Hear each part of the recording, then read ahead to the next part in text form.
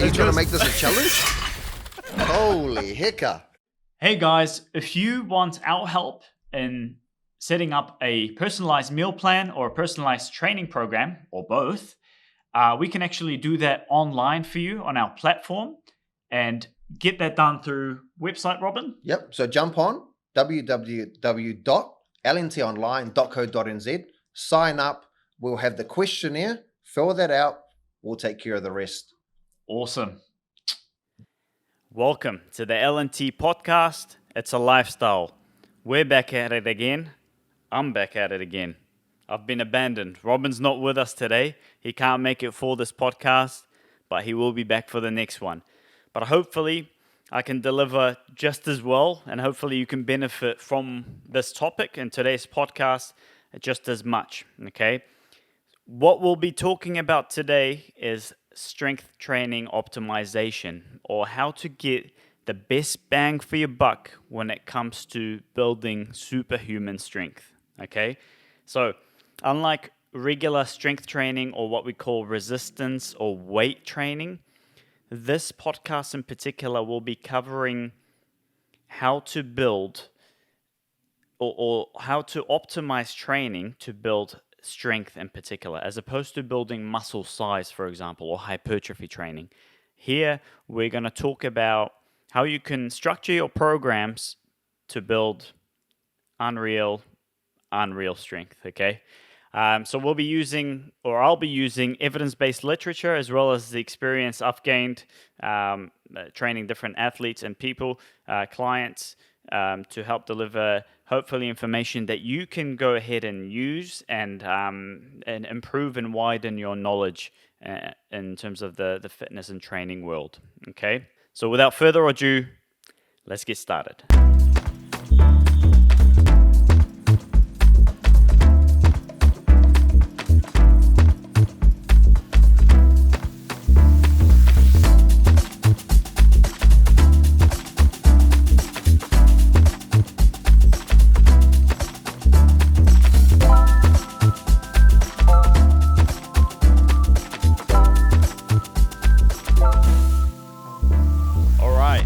Before I talk about the table of contents, me on behalf of Robin and myself and L&T, we want to thank you so much for supporting us. We are so grateful to be having clients coming into the clinic or sending us messages, whether it's asking questions about our podcast or giving us support. We really would not be able to do this without you, and we hope we can continue to deliver more evidence-based literature, more education in a light-hearted manner, and hopefully to help you improve and grow, and hopefully help you achieve your health, nutrition, fitness goals, or just help you improve your lifestyle in general with little tips and tricks that we have learned and we have read and studied about. So thank you so much for your support and your ongoing support. It helps us and it motivates us to keep going and keep doing these podcasts to provide this lighthearted education for you. Okay, so strength training. We'll talk about initially the benefits and the importance of strength training, and there are many. Whether you are performing or playing a particular sport, or you just enjoy training and getting fit and healthy in general. Followed by, we'll be talking about the risks involved as well. And there are some, specifically when we're doing strength training in particular, it's important to mention some of the risks involved and keep those in mind. Followed by the risks, we'll be talking about when is it appropriate to do strength training. Is it right for you? When is it right for you? Is there something that needs to be done as a prefix to strength training, which there is. So it's a good idea to understand how to program it or periodize it in your training regime, and when's it an appropriate time to utilize it. Okay. Followed by, once we've covered that, we will be talking about the nitty-gritty aspects of strength training. That's meaning that we'll be talking about the frequency, the intensity, volume, how many reps and sets you should be having, how much rest you should be having in between those reps and sets. So we'll be talking about the nitty-gritty aspects that hopefully by then you can formulate an image of what a good, solid strength training program should look like, and things to keep in mind, and what the literature has to say about this as well. So once we've talked about the nitty-gritty, we'll be talking about specific methods, or what we call loading patterns, that are said to be beneficial for strength training. Now, there are so many different methods and so many great people who have talked about, Olympic coaches and athletes, and who have structured successful strength training methods in the past. We will be covering some of the most used, also most successfully used, most beneficial, and the ones that Robin and I use on a day-to-day basis, whether it's part of the L&T training platform, online training platform, or a part of the athletes and clients that we see in the clinic and the gym.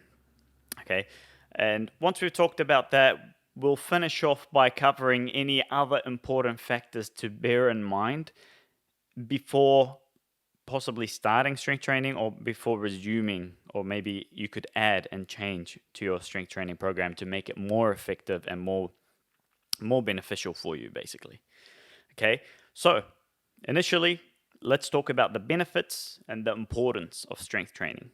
And the number one thing is, when we're talking about athletic performance, all-rounded athletic performance, we can see all over the field improvements in overall performance, whether it is for both sports dominated by speed, or in more recent literature, there's shown to be improvement in the sports that have a large endurance component. Okay, so sports that are dominated by speed, examples of these are tennis, for example, American football, some aspects of soccer or football, rugby union, basketball. All those sports have speed components. Of course, athletics, 100-meter dash, all those huge speed components. And we have seen, and there's so much evidence and literature to provide or support that strength training in particular can help improve that performance in those sports.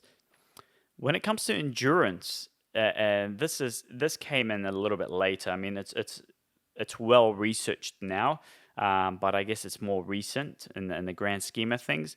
But sports that have a large endurance component, like a football game that lasts 90 minutes, or even some longer distance running, like marathons, there are particular strength aspects. Of course, you will not be training a marathon runner the same as you would as a powerlifter, for example. But specific methods of strength training can help that runner reduce the risk of injury, improve their economy, or running or movement economy, which basically means you're able to utilize your muscles and your body with movement without consuming as much energy. Simple as that. But yeah, there is a lot of evidence now with the endurance component that you can improve through strength training. All right, so if we're looking at the sports dominated by speed first, with strength training, there is an improvement of rate of force production, which basically is power. Okay, so that your ability to produce force very quickly and rapidly, meaning that with strength training, you can improve your explosiveness, your agility, your top speed, all those things that can kind of put you on the top of the list when it comes to speed-dominated sports. One of the reasons this is by improved elasticity of your tendons specifically. With strength training, as the tendons become more elastic, they can recoil or spring back a lot quicker. So you can imagine, if you're going for a jump, or if you're about to take off and change directions, that recoil of those tendons and making basically your tendons a lot more snappy will help you develop and make you more explosive in that changing of direction, okay, or in producing vertical or linear force. So there is evidence to suggest that your tendons become stiffer in a good way. They become more elastic, and your ability to produce force quicker improves. So rate of force production improves. Furthermore, your motor control and neuromuscular control improves. Now, these are fancy words, but what they basically, the way I like to describe it is neuromuscular control is the relationship of your central nervous system, which is the brainstem and your spinal cord, the relationship between your central nervous system and your peripheral nervous system, which is the rest of the body, the muscles functioning. So those highways or motorways from the brain to the muscles with strength training improve. So you get a better relationship, and because you get a better relationship, you get more or higher motor recruitment, or you get more activation from the muscles, more force generation, and the speed of activation. Because those highways and motorways are clearer, the speed of the transmission of an electrical stimulus from the brain to the muscle speeds up. So your force is improving and your motor recruitment, you're able to recruit more muscle fibers to produce a force. That improves as well. So super, super important when it comes to any given sport, really, or even everyday life, okay? Now, there is also with strength training, your phosphocreatine stores and utilization improves. What's phosphocreatine, okay? Phosphocreatine is basically a source of energy for your body, okay? So with power, when we're using power or explosiveness, that first 12 to 20 seconds, give or take, we're actually, if you're going for a sprint 100%, or you're performing a squat that is almost to your limit, 1 rep max, you are utilizing very, very small amounts of oxygen. Your main energy source at that given point in time, from the first 12 to 20 seconds, is phosphocreatine. Okay, so it's not oxygen, it's phosphocreatine. So that is super, super important when it comes to trying to be explosive or trying to be to generate crazy amounts of force in that initial period, in that short span of the beginning of the exercise. Okay, so that improves with strength training as well, which is important to keep in mind. We will cover phosphocreatine a little bit later in this podcast to give you a better understanding of that, what we call bioenergetic system, okay, or anaerobic system. The last thing we talked about the sports that require a large endurance component. Now, why, you might be thinking, how does strength training improve the performance of a marathon runner or a 1500 meter runner? You just if you're thinking about it. Now, there is a lot of evidence to suggest that strength training in general can help improve VO2 max and your lactate threshold. Okay, some more fancy words coming your way. VO2 max is basically a measure of your aerobic capacity or your fitness, a measure of fitness. And lactate threshold is a similar thing. Lactate threshold is basically the line at which your body's ability to clear lactate away from the muscle becomes lower than the body's ability to produce and fill the muscles with lactic acid. Okay, so that's the point when you're going for a run, a lung bursting run, and then you're feeling your muscles burn to the point of almost no return, or you feel like you simply have to slow down in order to continue. That basically means you've surpassed your lactic threshold. Strength training has been shown to improve your overall fitness, your VO2 max, and raise that lactate threshold. So you're able to perform better for longer. Okay. Furthermore, it also has been said to improve movement economy. So what that means is you're able to utilize your muscles and your body to do or perform particular movements whilst using or burning the least amount of energy. And that's very useful if you're trying to last long in your given sport. If you're trying to last 90 minutes in a football match, movement economy is very important. If you want to run a marathon, movement economy is pretty much, it's even more important in that circumstance. So different studies has been shown, so it's not just reserved for power or speed dominant athletes, but now strength training is also important for endurance runners. Okay, that being said, the way you structure those programs will differ. Okay, there is strength training that you structure for a particular power lifter who's trying to lift or deadlift as heavy as possible. You're not going to do the same program if you are a 3,000 meter runner, or if you're a marathon runner. You will do strength training, but the programming will be very, very different, and we'll talk about why and how that will be different. Okay, so many benefits to be had with that.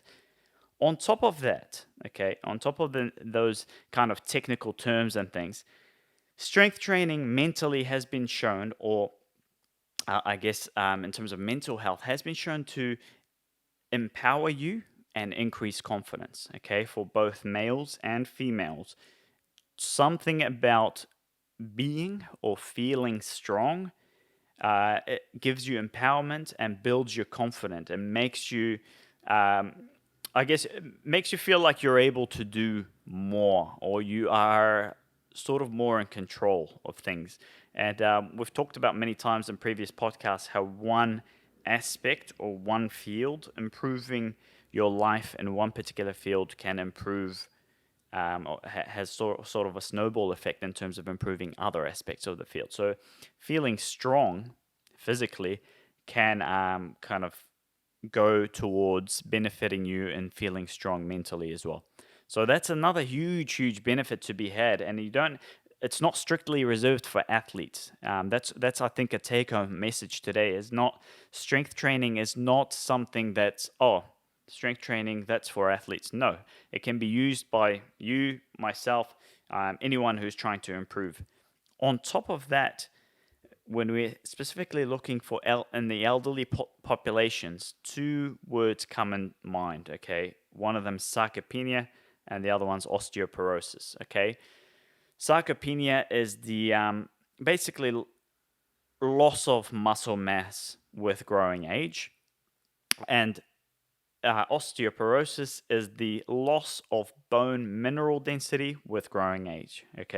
And there is strong evidence to support that strength training, weight training in the gym can help, one, slow down or even improve the bone mineral density and reduce the rates of osteoporosis completely, males and females, and also stop to a halt or reduce the rate of sarcopenia or loss of muscle mass. So strength training can develop and help build muscle mass and prevent that as well. So again, huge benefits to be had throughout the spectrum. It's not just for people, and I get some clients as a physiotherapist, you get some clients of older age saying, look, this program is not for me, it's for younger people. And you hear that quite often. And the important thing to be had is that anyone can benefit. And if you are old, it doesn't mean you should never lift weights or train or do some form of resistance training. It's inevitable that you will benefit from it, given that you have the right program, you've seek professional advice, and that program is suitable for you, your lifestyle, your age, and everything else. So lots of benefits to be had. That being said, we need to talk about the risks of strength training as well. Why do we need to talk about risk of strength training? So when we do strength training, we usually utilize heavier weights. As opposed to, so we need to separate strength training from regular gym or weightlifting in the gym. There is something we call hypertrophy, which is the majority of the time, if you're going to a commercial gym, you look around you, majority of people are doing some form of hypertrophy training, which is, higher rep ranges. We are using anywhere between 8 plus reps, 12 reps, 3 sets of 12 reps, the common one you hear. But with strength training, we will talk about the rep ranges a little bit later, but the reps tend to be a little bit less and the weight tends to be a little bit higher. Okay, so when you want to optimize strength, usually the rep range is lower, the weight is higher. What that means is there is less margin for error. Okay, any technique flaws in your lift, for example, if you're doing a squat, if you're doing 12 repetitions of a squat and it's considerably lighter weight, a slight flaw in your technique might pass and might be okay, given that you are doing the right volume. But if you are strength training and you're doing a lot heavier weights, less reps, and you have a slight technique flaw, or you have a slight imbalance between your left and right side, that can be a little bit more dangerous, okay? Shifting weights and having a slight tilt in a squat, for example, with a weight that is considerably high, can increase the risk of injury. So it's something to keep in mind, and which is why I can't stress enough seeking professional advice or reach out to us in terms of analyzing and making sure you have the right technique before commencing strength training. So that's quite important to be had. The other thing is that recovery becomes very, very important. Recovery in any form of training, any type of sport is important, okay? With strength training, it's very, very important because if you are performing heavy lifts or training with heavy weights under fatigue, or you have not had the right nutrition, the right sleep, haven't recovered well, you come into your next session, any imbalances that you had before that were, just 2% would be 15, 20% now. So you got to be very, very careful, and there is an increased risk of injury with that. So recovery is stressed a lot more when it comes to strength training, professional strength training, okay? Furthermore, for endurance athletes, like we mentioned earlier, a program needs to be structured carefully. You can't structure the same program for an endurance athlete as opposed to someone who's training for a 100-meter sprint, so he's a power athlete, so to speak. Okay, so that emphasis needs to be made on the program itself and how well is it written. With strength training, I guess with hypertrophy training, or if you're just trying to improve your physique, you can kind of get away to an extent. It's a little bit less. You can get away with a cookie cutter program, let's just say. For example, with a hypertrophy program, you can have someone a little bit of less experience or a regular gym goer with decent experience to write you a fairly decent hypertrophy program. And the risks of that program will be considerably lower to an extent, right? With strength training, that's where professional advice is recommended, okay? Because you cannot there's more thinking required to it. Even the order of the exercises done, the reps, the sets, what stage of training you are in, those are really, really important things to be to be thought about when you're writing a strength program. We usually separate programs for our athletes in particular, but this is just to draw an image for everyone in particular. But there's 2 phases, and there are subcategories within those phases. But the first phase is the preparatory phase, and then the second phase is the competitive phase. Okay, so if you are, for example, a rugby player, your preparatory phase will be the phase or the time just before the season starts, or the time you're off season all the way to preseason, and then to the day of your first game. That is called the preparatory phase. And in that phase, technically, we will talk about these phases later, but we can go heavier in weights and the volume of training can be higher, so we can kind of, I guess, push the athletes a little bit more. Now, in your competitive phase, whether you're an endurance or a speed athlete, we cannot push as heavy a weights as we do usually in the preparatory phase. Okay, that is because we want to mitigate the risk of injury, and also because the priority of that athlete has become their given sport. So you want to maximize or make sure when they're on the field or court, wherever they are, their performance is optimal and they are not fatigued from the training in the gym. Okay, so when we're talking about the risks, we need to be sure what phase of training they're in and what sort of programming we're giving them. That's why it becomes very, very important to seek professional advice when it comes to strength training. Okay. Now, moving on from the risks, we will be talking about when is it appropriate to do strength training, okay? Or is it the right thing for me? Should I do it? Now, what we need to be, like we mentioned earlier, it's not strictly reserved for athletes, okay? Any person can benefit from strength training, 100%. No matter what stage you are, whether you are playing competitively, socially, you don't play sports, you enjoy staying fit and healthy, and having good physical and mental health, and you like to look after yourself, strength training or a component of it will be right for you, okay? That's important to note, okay? Secondly, so like we mentioned, everyone can do it as long as you are primed for it, okay? So what does primed mean?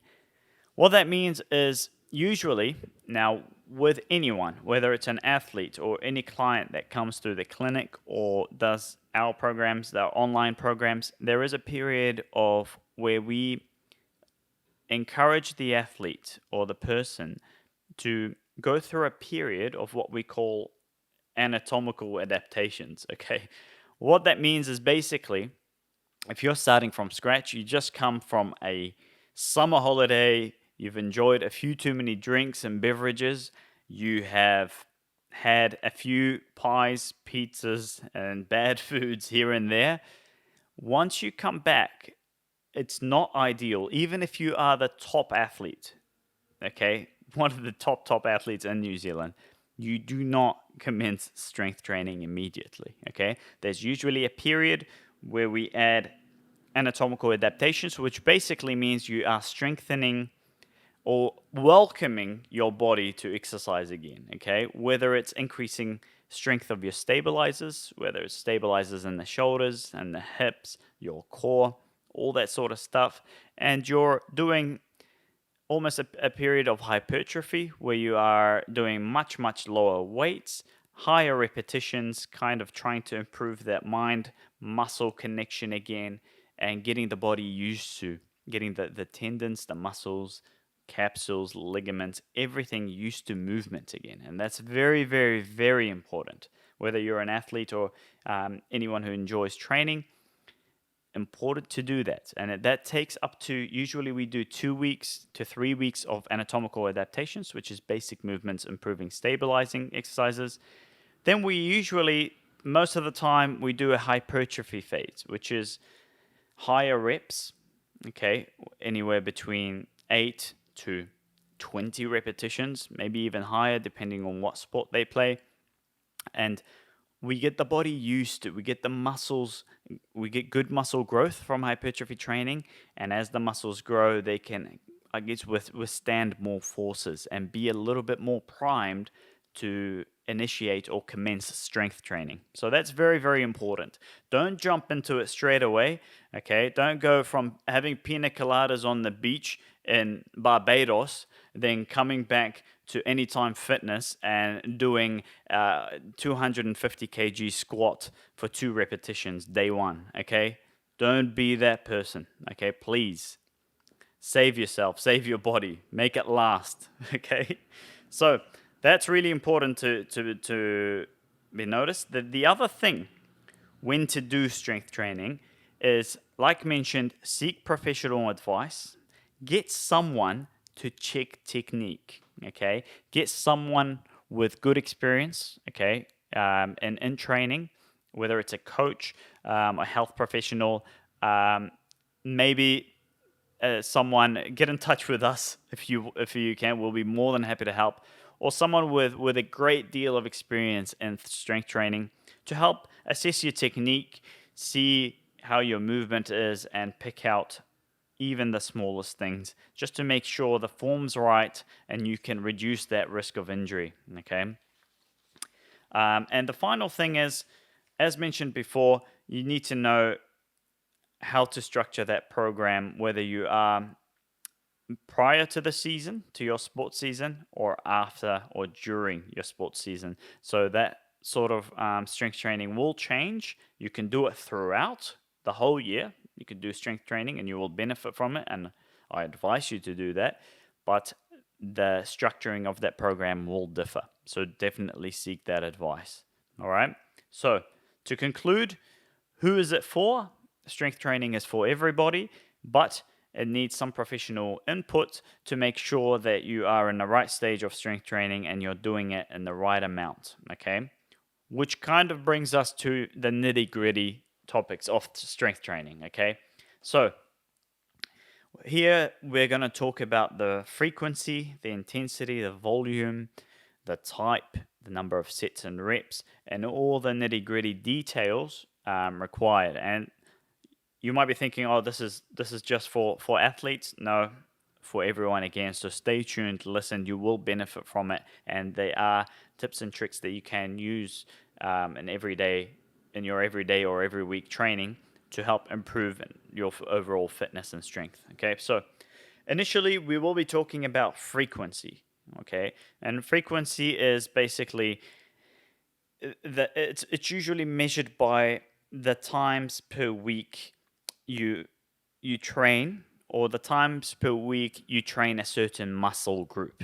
Okay, usually with training programs we split muscle groups into different parts, and so you can train different parts, and different parts of the body can recover before they are stimulated or activated again. Okay, so usually for basic rule of thumb, if you are training 2 to 3 times a week, you are, in terms of body part, if you're activating a body part 2 to 3 times a week, for novice and intermediate lifters or clients or athletes, that will be optimal for optimal results. Okay, you're allowing your body enough recovery, okay, before you activate that same muscle group again. Okay, whether you are doing full body workouts, okay, if you're training Monday, Wednesday, Friday, it allows you that decent time for recovery before activating it again, given that the program is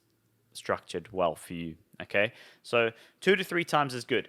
For more advanced athletes, okay, or for professional athletes in particular, there is evidence to suggest that hitting a body part 4 or even 5 times a week can help maximize or optimize strength gains and benefits. Okay, that being said, okay, you need to be very careful. So we need to be very careful when structuring programs for athletes, even if they are top athletes, is if we are training them 4 to 5 times a week, we need to make sure how that training volume is changing. Okay, so we cannot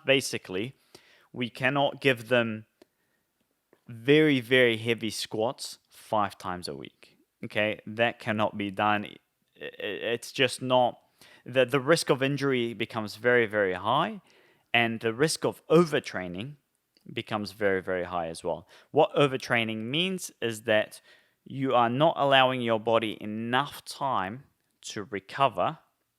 Okay, so we've mentioned this in previous podcasts, where when you're training, you're causing a little bit of damage. You add that stimulus, you cause a little bit of damage to your muscles, which requires some time to recover, and that recovery time helps the muscle grow stronger and bigger so that you can apply a stimulus at the top. Okay, but if you are overtraining, you're not allowing enough recovery, and you're causing more and more damage to the muscles, and you're getting negative returns on your strength investment. Okay, so that's important to mention. Okay, so if you are training over 3 times per body part, if you're training legs over 3 times a week, definite consideration needs to be made on the volume or intensity of that training, how heavy you're going. You might have one heavy squat session, for example, and the other one will be higher repetition, lower weights for that particular squat session, and your third squat session could be an accessory squat session where you're just looking at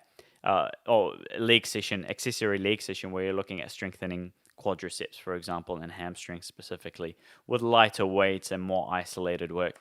That way you can help and have a well-formulated program without increasing the risk of injury. Okay, so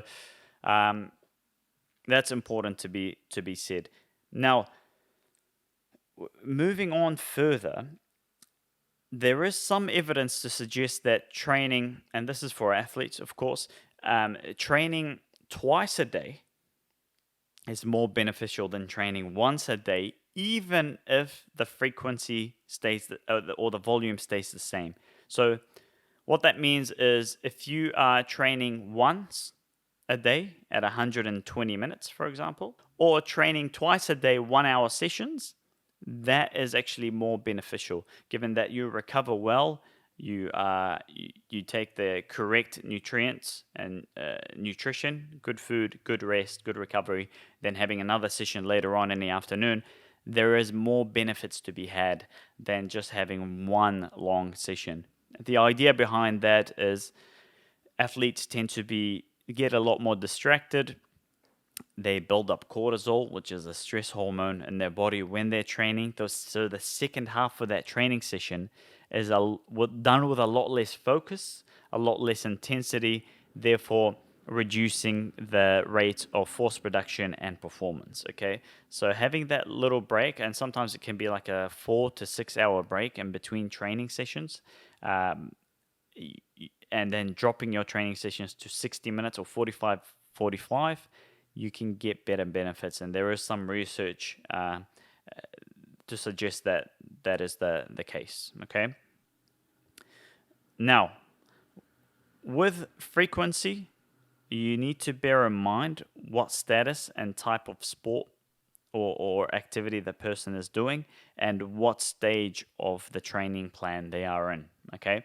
So, if we mentioned earlier the preparatory and the competition phase, usually the frequency will be higher during the preparatory phase than the competition phase. Okay. Usually when the competition phase comes, you can be doing 2 strength programs a week, as well as the athlete's given sport. So you could be having 2 to 3 rugby or football training sessions, and then 2 to 3 strength training programs that can be done in the gym to, I guess, help the performance of the athlete in the rugby field. Okay, so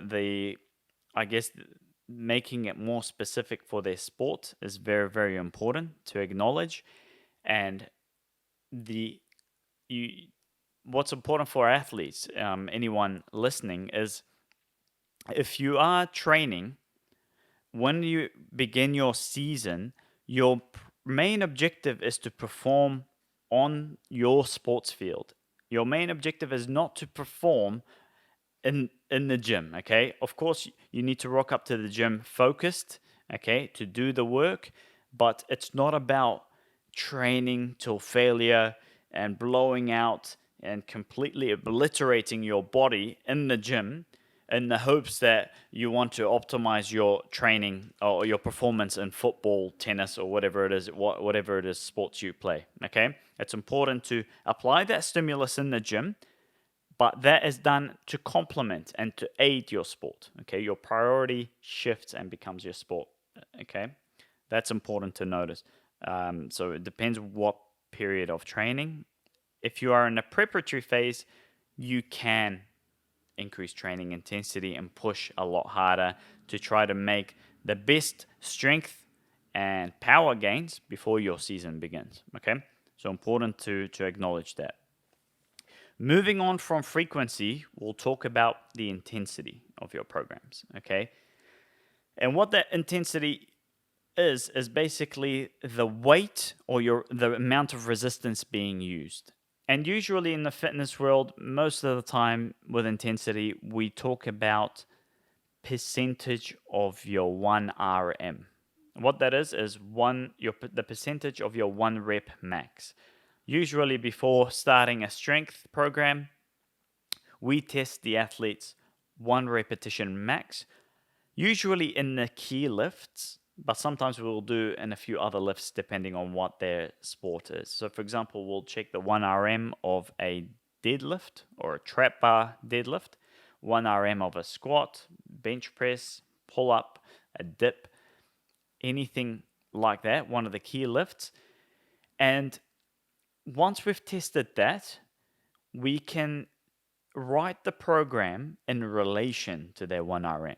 Okay. For example, one of the days we will train the athlete, we'll look into them pushing at 80 to 90% of their 1 rep max. And some other times we might push it even higher. We'll be aiming between 90 to 100% of their 1 RM, depending on what stage of the period of the season they're in, whatever that may be. What that means that, say your 1 repetition max for a squat is 100, okay? If we are training you at 90% of 1 RM, you'll be squatting 90 for that day for 2 to 3 repetitions, for example, okay? So that's important to be had. So intensity is measured usually through 1 RM. There are other measures, but it usually comes down to 1 RM, okay?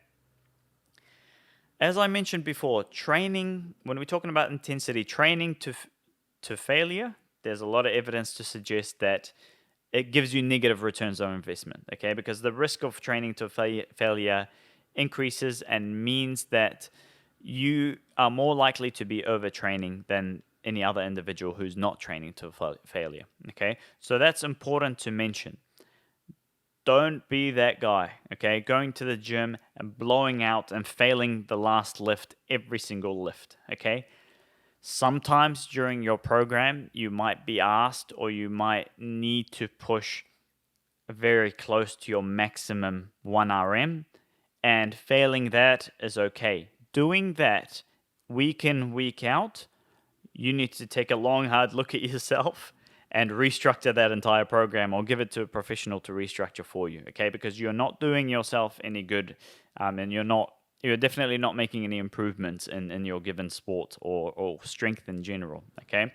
So when we talk about strength training, usually we are training at intensities of 70% of your 1 rep max and above, okay? Usually, most of the time.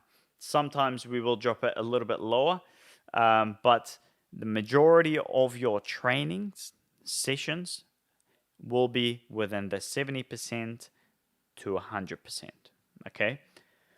Now, with that being said, we'll talk about how we can split that. How often do we train at 70%? How often do we train near the maximum?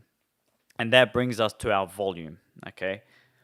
Volume basically means the work being performed, or the amount of work being performed at a particular time frame, okay? Now, usually we train this in terms of training hours per week, or the number of kgs lifted in those particular hours, or fancy terms being used here is metric tons, okay? Which is 1,000 kgs, okay? So how many metric tons did this particular person lift within this microcycle or within this week? How many metric tons? How many? So if you lifted, you did squats 3 times a week, and you did squats at 150 kgs, 3 sets of 6, doing all that, we measure the overall kgs lifted, and we put that, and it gives us an idea of what the volume of that person is. Usually with people, anywhere between 10, if you're doing a strength protocol, a strength program, anywhere between 10 to 60 metric tons in a 7-day period, or 7 to 10-day period, is somewhere that appropriate. So lifting 10,000 kgs, depending how strong you are, of course. So anywhere between 10 to 60 metric tons is a good measure. But of course, if you are a beginner, you're going to start much, much lower than that, and you'll slowly build up depending on the weights you lift. It all depends on your 1 RM, Okay, 1 rep max. Okay. Now, with the volume, it's important to mention, we talk about the preparatory period and the competition period for those athletes tuning in. 75% of the metric tons or the volume of your training, okay, there or thereabouts, actually occurs in the preparation or preparatory period, okay? 75%, that's a huge load. To give you an idea that when you're in the competition phase, how much of that volume goes down, okay? Because your priority becomes in your sport, not in the gym, okay? So in the gym, all we're doing basically during your competition phase is maintaining the strength that you do have so that you're able to perform and reduce the risk of injury, okay? Keep your levels as they are, okay? During the competition phase, we're really looking at someone's strength to improve and make improvements in strength. That's done in the preparatory period. With the competition phase, we are looking at maintenance, okay? So the volume drops down, so you're only performing 25% of the volume, training volume, during that season, okay? So very important to note. Now, we talked about 1 RM and when you should be training close to 100% of your 1 RM and when you should be training at lower rates, okay? Now, there is a study done on Soviet weightlifters back in the days when the Soviet Union was still together. But this is general weightlifters nowadays in Russia as well. 35% of their training volume, 35% was done between 70 and 80% of their 1 rep max. Okay, so if you're squatting 100, 35% of the time your training will be between 70 and 80 kgs squats, okay? 26% of the training volume was done between 80 and 90% of 1 RM, and only 7% was done between 90 and 100% of 1 RM, okay?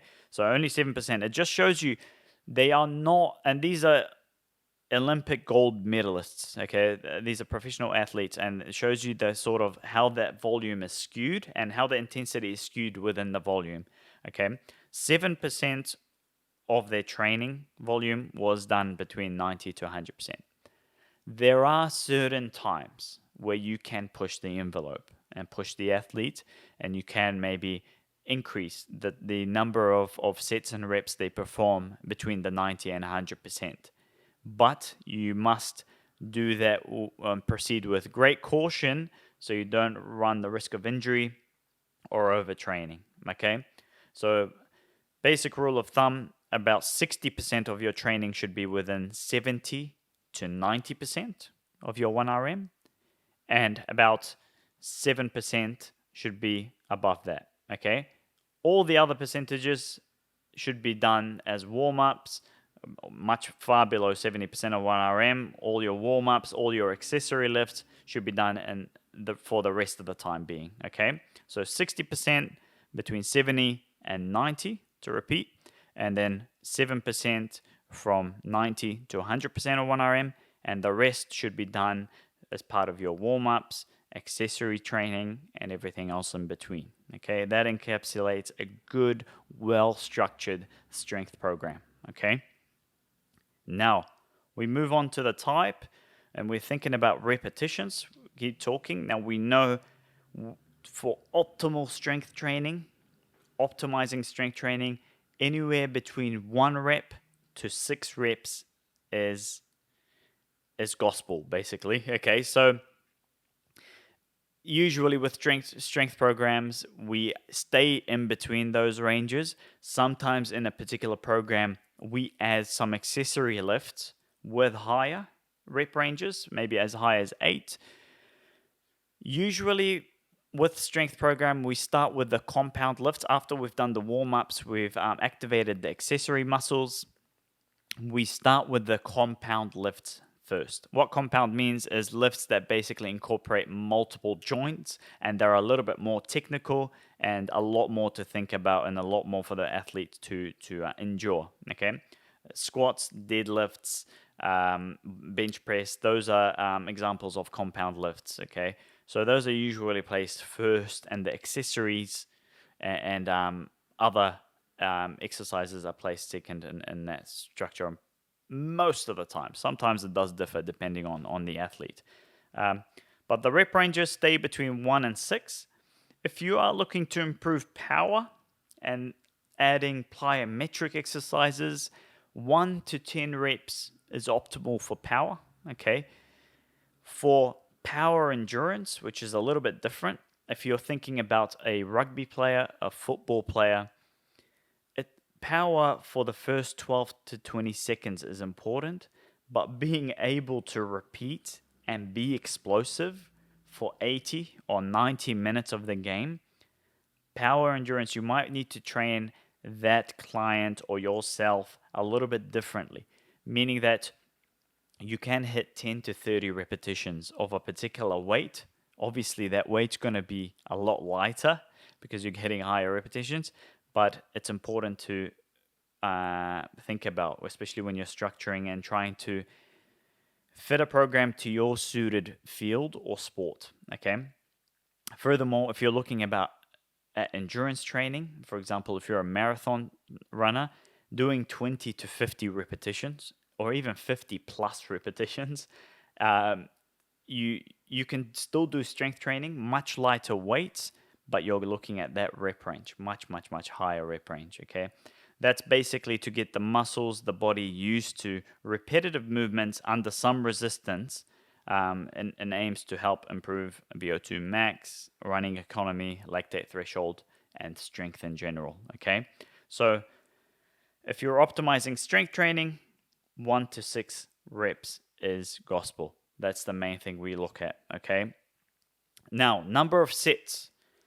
Number of sets is very, very dependent on the watch period of training you're in, preparatory period, competitive period, and nearing your game, close to a Saturday in the game if you're doing training on Thursday as opposed to Tuesday.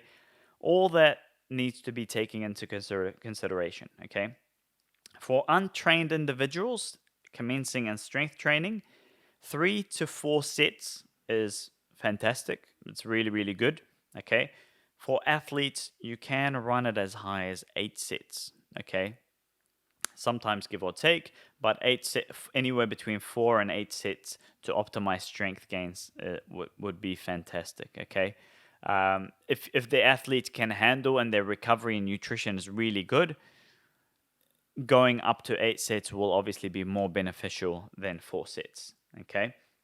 Keeping in mind that they're not overtraining and you're not absolutely killing them in every single training program, okay?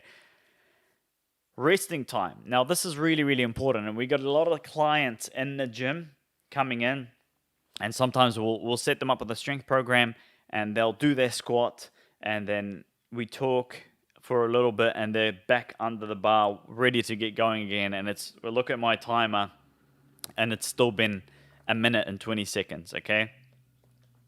It's important that resting times are a little bit longer with strength training, okay? And usually if you're doing it correctly, you should feel like you need that time to recover. Your body's just not ready to get under a bar or lift that deadlift, go towards it again, okay? This is done for 4 different reasons, okay? Resting time, okay, is needs to be long enough to allow for the restoration of adenosine triphosphate, or ATP.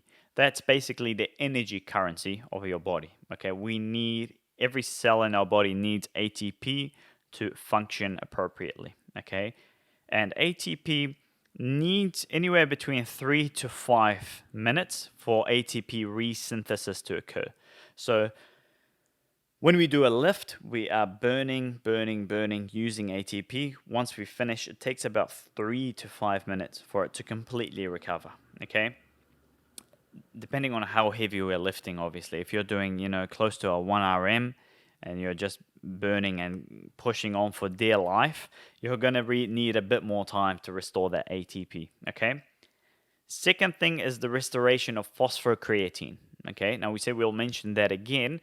Phosphocreatine, if you're going near maximal lifts or if you're doing 1 to 6 repetitions, which is generally done in a shorter period of time as opposed to doing 30 repetitions, that first 12 to 20, maybe even 25 seconds of the lift, you don't use, it's mainly anaerobic, meaning that you don't use oxygen to produce ATP. You're using phosphocreatine or creatine to produce ATP. Okay? What that means is once you go again after you finish your set, as you rest, you need to allow enough time for phosphocreatine to restore, okay? Because that's your energy source. And in the strength training, that's your energy source, not oxygen, okay? Phosphocreatine takes even longer to recover. It takes about 4 minutes for 89% of your phosphocreatine stores to be completely to be restored at 89%. For complete restoration, it can take up to 8 minutes. Okay. Usually, when we are training athletes, we don't make them wait for 8 minutes. We make them wait for anywhere between 3 to 5 minutes, that sort of realm, and they're good to go again. Okay, depending on their lift. Sometimes, if you guys are going to the gym and if you're heading to training, some weeks you're just not going to be as up for it as others, whether it's the humidity, whether it's you are stressed from other factors of life, or your sleep hasn't been optimal. You may feel like you need that extra rest, okay? It's important to take that rest, listen to your body before getting under such heavy weight again, okay? Don't neglect it. Don't try to rush a workout. Stay focused. Focus on breathing, controlling your breathing. And during your rest periods, we talk about box breathing, meaning breathing in a box. For example, breathing 3 seconds in, 3 second hold, 3 seconds out, 3 second hold again, and then continuously doing that. Just helps the body calm down, controls and regulates the body, regulates kind of cortisol production and everything with that, okay? So, very, very important rule of thumb is resting between 3 to 5 minutes when you're training with heavier weights and hitting 1 to 6 repetitions, okay, with strength training. All right, that's going to help with your force generating capacity and help reduce fatigue-inducing substrates as well, okay? What fatigue-inducing substrates are is like things like cortisol production, as well as any histamines, inflammatory mediators in your body, lactic acid. It just helps kind of control, cycle that out, clear it out, and then for you to be able to commence that lift optimally again, okay? So have your rest times. Don't neglect them. Now, we've talked about the nitty-gritty. We are going to go on and talk about specific methods of strength training. Like I said before, there are many different ones. Okay, we'll just cover the key or possibly the most effective ones, or the ones that we use with our clients and athletes to help improve or optimize their strength benefits. First, and arguably probably the most important, it's either the most effective depending on what stage you're in, or also the most known and popular one is what we call a flat pyramid. Okay, what flat pyramids are, if you are building up towards 5 sets, for example, of strength training, you have a warm-up. Let's mention, for example, squats. Okay, you increase the weights and reduce the reps slowly, building up. For example, you start on 6 reps at 50% of your 1RM, then you move up to 5 reps, then 4 reps, then you get to 3 reps, maybe done at 75% of 1RM, and then you get up to 85 or 80% of 1RM, and you perform 3 reps at 80% for 5 sets. Okay?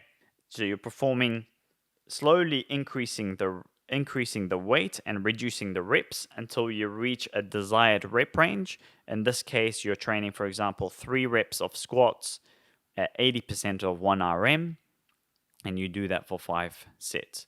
So that is an example of a flat pyramid, very, very effective way of building strength and very well utilized. It's pretty much the most common one that you will see out there, but it's, again, it works and it's very, very effective.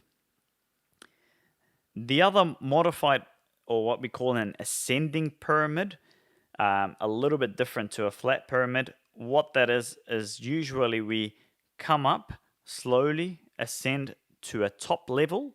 So the weights go up, the rep range goes down, usually ending at a focal point. You're doing a 1 rep maximum at above 90% of 1 RM, if that makes sense. So you're doing, for example, you start with 6 reps done at 50% of 1 RM, then you move up to 60% of 1 RM for 5 reps, all the way to doing 1 rep at 95% on 1 RM, or anything close to 100% 1 RM.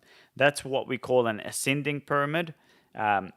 Whenever performing such lifts, or recommended for any sort of strength training, is to have a spotter or someone, 1 or 2 people, to help assist you in case you weren't able to push that weight. Having someone there, safety is very, very important. Okay, so always train with a friend, have a mate handy who's experienced with helping out and spot you whenever things do not quite go right. We've all had those days where you're trying to lift and in your mind you've done the same weight the week before, and for some reason you go down in a squat and things are not going up. Okay, so it's good to have a spotter.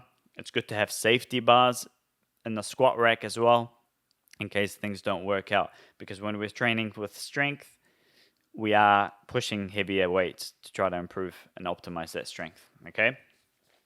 Another form of a pyramid is called a double pyramid.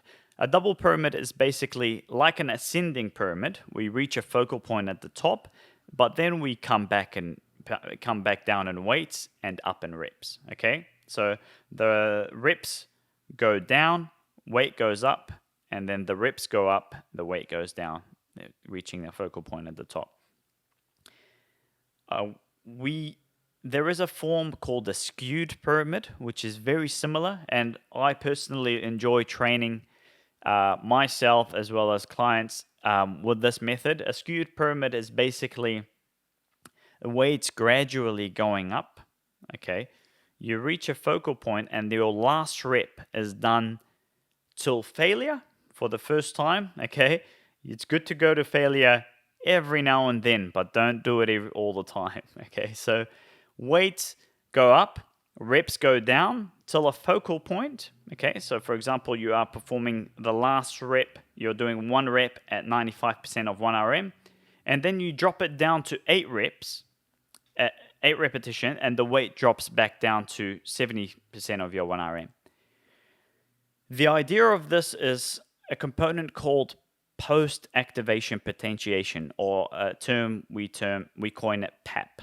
Okay, what this is once you've lifted such a heavy weight, okay, once you immediately go down to a lighter weight, that lighter weight all of a sudden feels almost 10 times lighter than what it actually is. So if you were to do 70% of 1 RM here, but then you go up to 95% of your 1 RM, and then you go back to performing a set at 70% of 1 RM, that weight is going to feel substantially lighter. And the idea of that is, we talked about neuromuscular control and motor control. When you're lifting heavier weights, you're improving the motorways from the brain to the muscles. You're getting more motor recruitment. So more muscle fibers are getting recruited to provide the force to help do the lift. When you go back after doing such a heavy weight, motor recruitment's improved and force is improved. That's done with studies where we look at bar speed. There's been studies where they look at bar speed, which is a sensor they put on the bar, and they look at the speed at which the client or the athlete is moving that bar. And in the second time when they're hitting that weight at 70% of 1 RM, that bar speed's a lot faster, meaning that it feels lighter and they're recruiting more muscle fibers. So post-activation potentiation, a nice way to measure or to see that that athlete is developing that strength and improving and getting more motor neuron recruitment. Okay. Another lifting pattern or loading pattern technique that we use is called wave loading. Okay. And this is another form that can trigger or help improve through post-activation potentiation. Okay. Wave loading is basically warming up and usually done in two different waves, where the weights increase and the reps reduce to a point, and then you repeat that again. So for example, you'll warm up and you'll do 6 sets. Okay, 6 sets. Let's use an example of a deadlift. You do 160 kgs for 3 reps, 165 kgs for 2 reps, 170 kgs for 1 rep, and then you repeat that cycle exactly the same. Okay. The idea behind this again is that the second time you go and do those same weights will feel, the idea is that they will feel substantially lighter or somewhat lighter because of post-activation potentiation. The same bar speed studies have been done to show that second wave, when the athlete performs those lifts, given that structured program is the program is structured correctly, those bar speeds are faster on the second wave, meaning that they are getting better motor neuron recruitment and better muscle activation and lift with that second wave. Okay. Another program, wave loading, we usually use with our athletes, and we structure sometimes in the LNT online platform for some of our clients. I use it myself, and I just feel like, whether it's a placebo or not, I feel like I can feel the second wave is always easier and feels like the weights are moving a lot smoother. So definitely wave loading is something you could try as well under a controlled environment, given that you are primed for strength training. Okay. So those are the main ones. Usually there's different forms of pyramid structures, as well as the wave loading itself, in terms of loading patterns. So all of them are beneficial, given that you are using them and utilizing them correctly, and having an idea of the volume that you should be training at, the intensity, and everything else in between. Okay. That being said, it's important to close by, I guess, not only summarizing, but explaining what's important to acknowledge, whether you are thinking of commencing and doing strength training on your own, or whether you are doing strength or a form of strength training at the moment, and things to consider, or things that you could possibly improve upon, or try to optimize your strength training program a little bit more. And one of those things which I can't stress enough, and I've mentioned earlier, is seeking professional advice. Okay, we are more than happy than receiving messages through social media or reaching out to us through our email to ask us any questions you have in terms of programming, or if you are looking to get a specific strength training program, you can do that online with us following our website and www.lntonline.co.nz. So definitely reach and seek professional advice, because, like I said, there is less margin for error with strength training, and it's important to keep that in mind. It's not like hypertrophy, where I guess you can wing it a little bit. Strength training needs to be a little bit more structured, a little bit laid out with a bit more thought to it. Okay. Second thing that's important to help make sure you optimize strength training is recording your progress. I cannot stress that enough. Okay, because if you don't know or don't remember what weights, what sets, what reps you performed last week, then it's very difficult to know if you are improving in the first place, if you're making any improvements.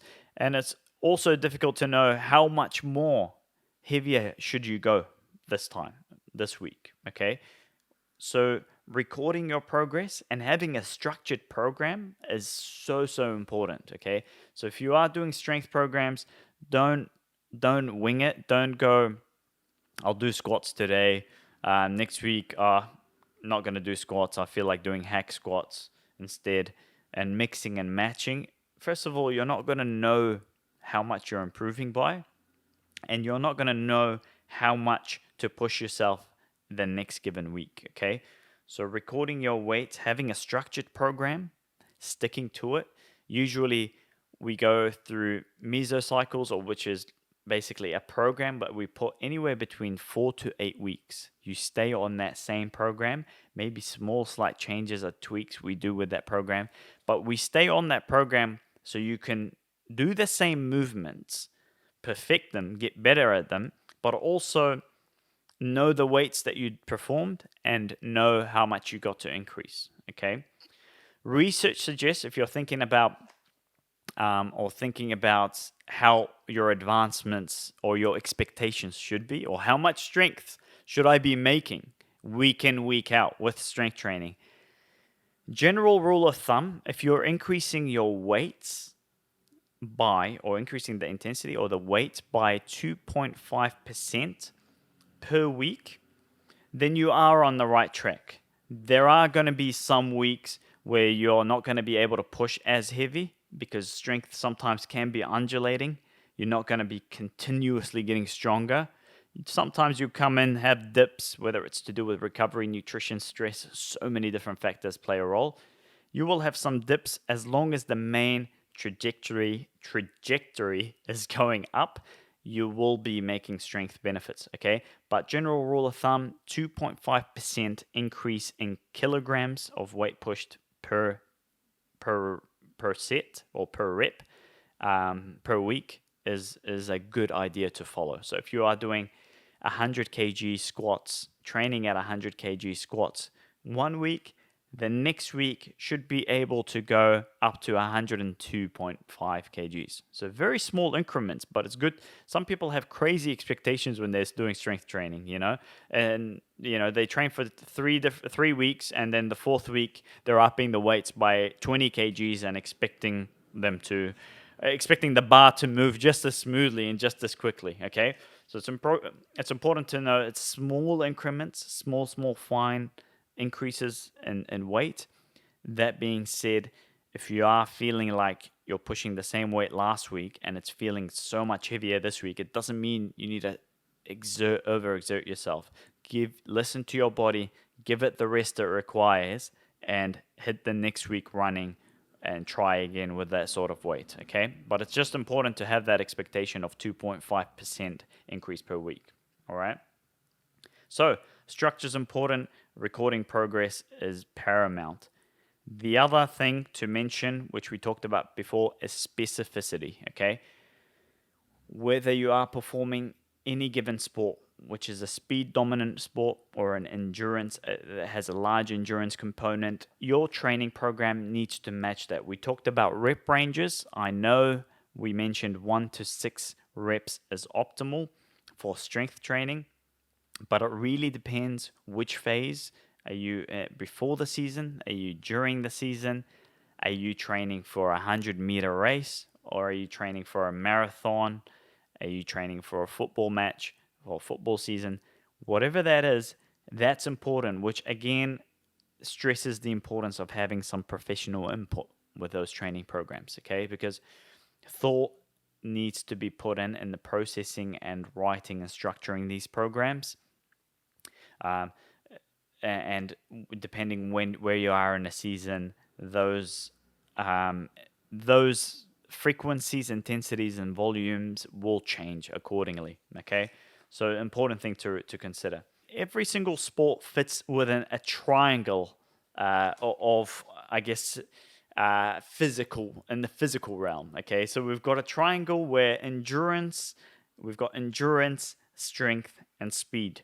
And every single sport fits somewhere within that triangle, okay? So if we are thinking about marathon running, we can put a point very close to that endurance